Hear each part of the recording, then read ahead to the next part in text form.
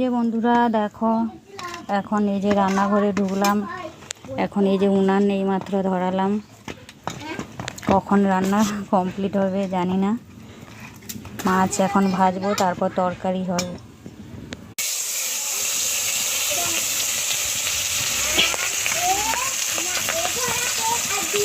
সব কিছু রান্নাঘরে গুছিয়ে গাছিয়ে সবজি কেটে মশলা করে হাঁড়ি চাল ধুয়ে তার আগে স্নান করে, আজকে বৃহস্পতিবার ছিল, পুজো টুজো কমপ্লিট করে যে শিলনোড়ায় মশলা বেটে তারপরে তো রান্নাঘরে আসে না। রান্না কি একা একা উনুন ধরিয়ে দিলে হয়ে যাবে বলো?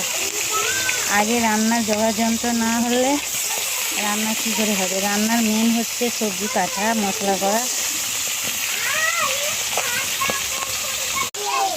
জানি তোমাদের ঘরে সবার ঘরে রান্নাবান্না কমপ্লিট হয়ে গেছে, হয়তো খেতে বসে যাবে। আর আমার এইমাত্র উনুন ধরালাম, মাছ ভাজতে বসালাম। হাঁড়িতে কিছু এখনও চাল দেওয়া হয়নি, তারপর তরকারি হবে, তারপর তাই না?